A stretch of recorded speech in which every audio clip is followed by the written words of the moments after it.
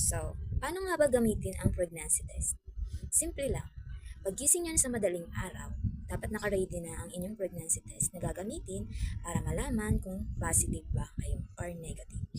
So,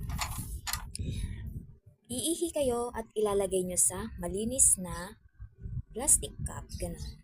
Then, open nyo na yung inyong pregnancy test, yung PT.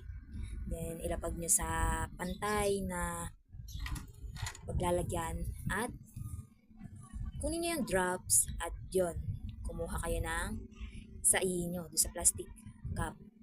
Dapat walang halo na kahit ano yung ihi nyo para ma-detect talaga na kayo ay pregnant. Okay? 1, 2, 3 na patak. 3 patak ng ihi dapat. At yun na nga, hintayin nyo hanggang 5 minutes. At makikita nyo na ang result kung kayo ay positive or